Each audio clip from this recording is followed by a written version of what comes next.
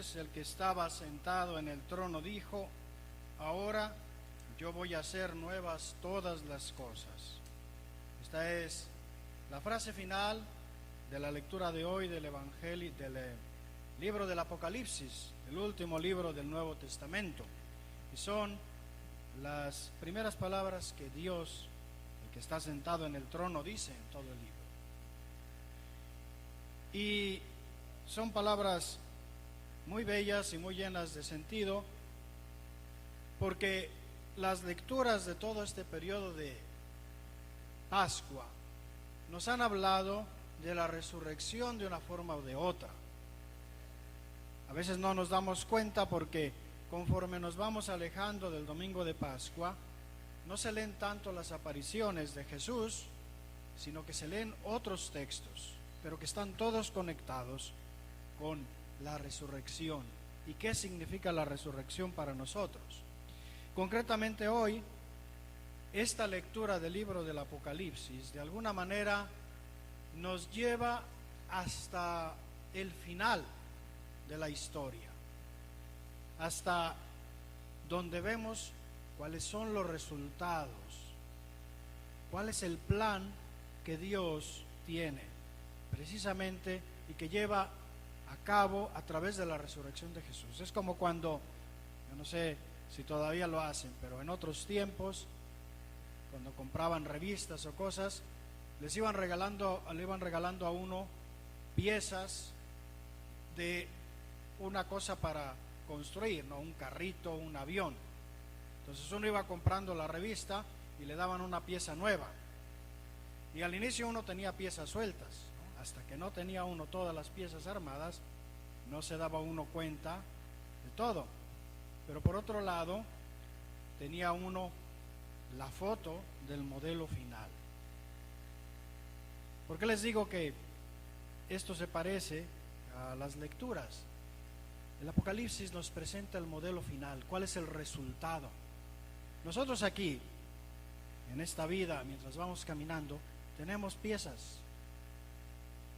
Y es importante que miremos al modelo final para que nos demos cuenta cómo esas piezas se van encajando y que no son piezas sueltas, ¿no? A veces ustedes se encontraban un pedacito de esos que les daban con la revista, con lo que fuera tirado y no sabían ni qué era, ¿no? Y lo podían tirar.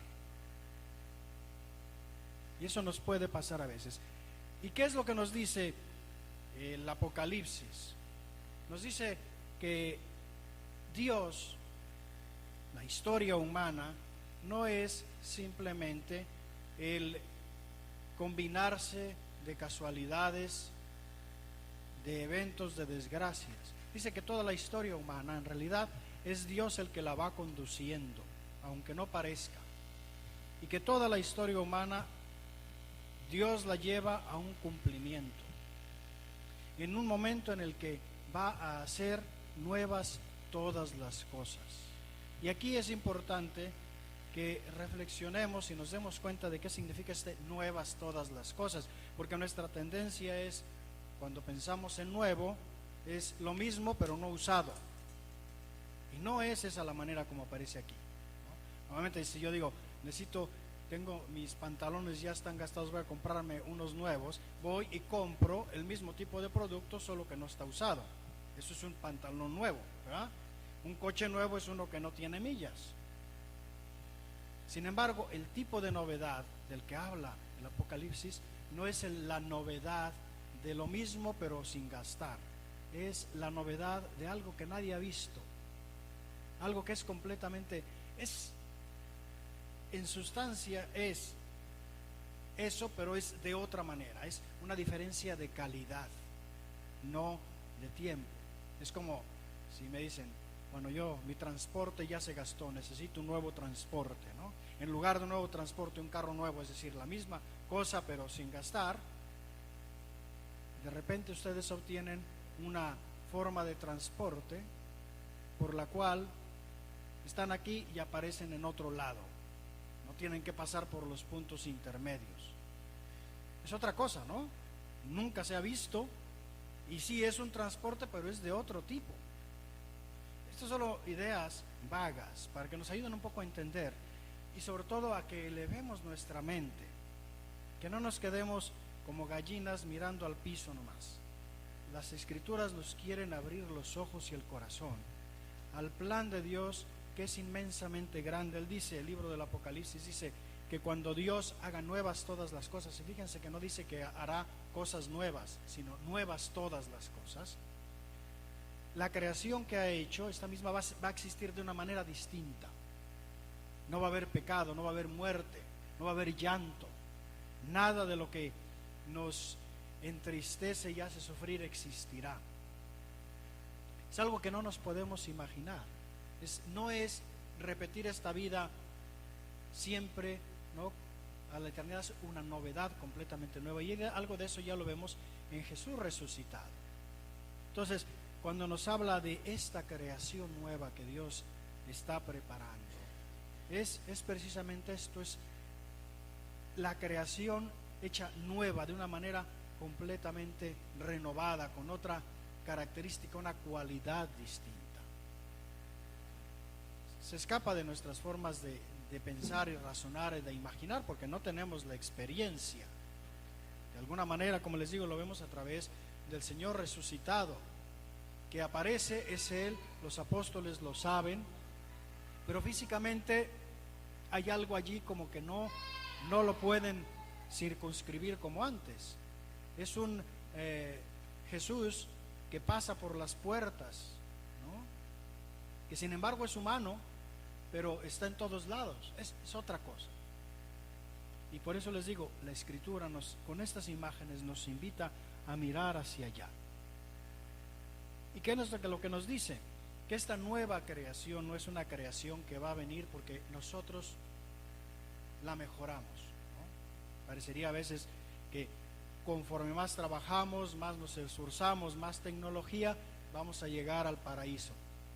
Dice el Apocalipsis que no es así. No es que esté mal la tecnología bien usada, simplemente que la creación perfecta como Dios la quiere va a llegar solo porque Dios mismo la va a traer. Ahora, me gustaría que viéramos un poco el Evangelio. ¿Por qué? Porque en el Evangelio es donde tenemos de alguna manera el inicio de esa novedad. Jesús les dice a los discípulos, un mandamiento nuevo les doy.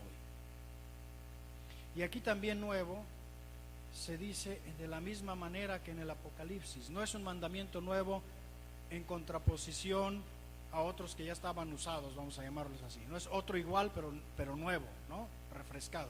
Es un mandamiento nuevo en su calidad. ¿Por qué? Porque ya en el Antiguo Testamento, incluso, y en el Nuevo también, pero en el Antiguo ya se había dicho, ama a tu prójimo como a ti mismo, ¿no? El precepto del amor estaba allí.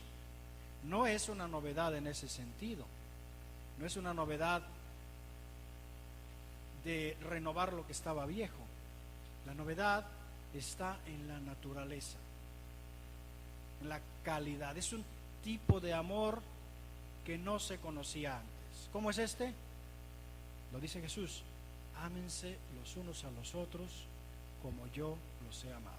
Y fíjense que ese cómo no es solamente expresión de un modelo, es decir, imítenme a mí. También ese cómo significa porque yo los he amado, ¿no? Y también la naturaleza. Este no es un amor que nace de la buena voluntad, del buen corazón, de los buenos sentimientos. Es un amor distinto. Es un amor que va a venir sobre todo cuando el Espíritu Santo llegue y comience a habitar en los corazones de los creyentes. ¿Por qué? Porque el amor de Cristo es la persona del Espíritu Santo. Eso es lo que decimos, ¿no? La comunión creada por el Espíritu Santo es eso. Entonces, ven ustedes que no solamente es el mismo amor de antes, ¿no? El que nace de una buena disposición, de unos buenos sentimientos, es mucho más. Es un amor que viene de Dios también y que solo Dios lo hace capaz.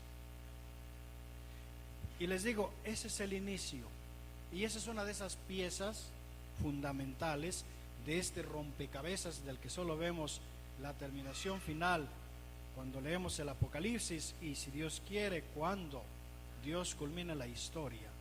Pero este es un elemento fundamental y es el que nos permite ver de qué se trata esta nueva creación. ¿Y saben quiénes son los que nos permiten realmente ver qué significa esto? Aquellos que han sido capaces de vivir ese primer mandamiento como Dios manda. ¿Y esos son quiénes? En primer lugar, los santos. ¿Por qué? Porque ellos nos muestran que cuando la persona se deja guiar por Dios y ama con ese tipo de amor, todo cambia para la persona y para los que están alrededor de ella. Porque no solamente es querer bien al que me quiere bien, como estaba en el Antiguo Testamento, ¿no? A los cercanos.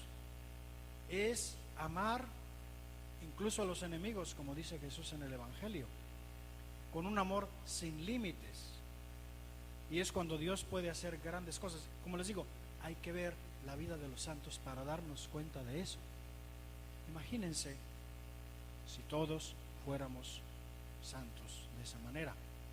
No se parecería cada vez más a esa nueva creación que Dios está trayendo. Por eso les digo que este mandamiento nuevo es una pieza fundamental en ese rompecabezas, en ese proyecto final que Dios va a llevar a cumplimiento y que está puesto en el Apocalipsis. Entonces, ¿qué tiene que ver la resurrección de Jesús con todo esto? Es Jesús resucitado el que permite que esto suceda. ¿Por qué? Porque Él, entrando en la naturaleza humana que estaba sujeta por el pecado y que no podía llegar a ese tipo de novedad, la destruye, la revienta desde adentro.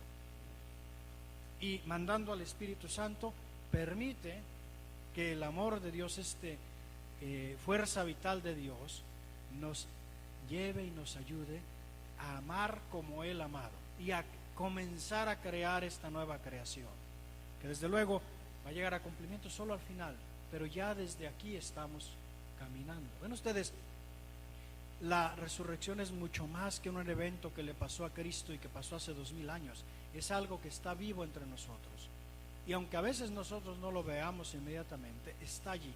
Está en todas esas personas que, dejándose llevar por el Espíritu Santo, aman más que solamente lo que sienten. Aman mejor porque llevadas por ese espíritu y esa fuerza vital que es el Espíritu Santo. Y fíjense que en la primera lectura vemos precisamente a los apóstoles, después de ese inicio que Jesús dio, ellos están continuando y van paso a paso, con dificultades, en medio de persecuciones, lo dice el texto, pero poco a poco van llevando este cambio en la historia. Y si ustedes leen la historia de la iglesia, se darán cuenta de que en medio de todas las debilidades y pecados de los que somos causantes sus miembros, muchos al menos, ha habido también un gran número de personas, y otra vez estos son los santos, nuestros hermanos, que han vivido de acuerdo con este mandamiento nuevo y han cambiado en alguna medida esta creación. Y a eso es a lo que somos llamados nosotros. Por eso, contemplemos la palabra, pero sobre todo no se nos olvide en contemplar cuál es el plan de Dios, que no se nos olvide el proyecto por andar, ¿no?, con la nariz metida en la cosa de cada día, como les digo, como las gallinas que nomás están mirando al suelo picando la semilla que está enfrente de ellas. Hay que levantar los ojos, ver, y a eso es a lo que nos invita la palabra de Dios cada domingo. Voy a terminar con una frase de un autor muy profundo, un santo, él sí sabía también qué significaba, San Agustín, que hace una contraposición precisamente entre esta ciudad, que es la ciudad que Dios quiere, ¿no?, y la ciudad creada por los hombres.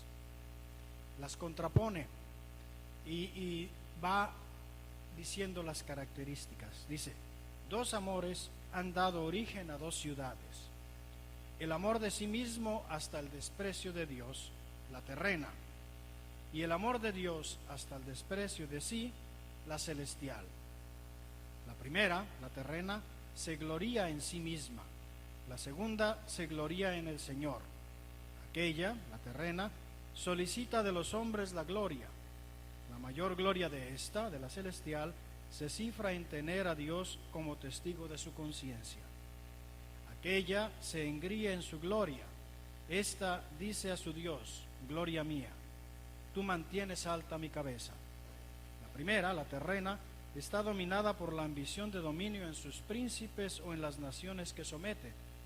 En la segunda, se sirven mutuamente en la caridad los superiores mandando y los súbditos obedeciendo. Aquella, la terrena, ama su propia fuerza en los potentados. Esta le dice a su Dios: yo te amo, Señor, tú eres mi fortaleza.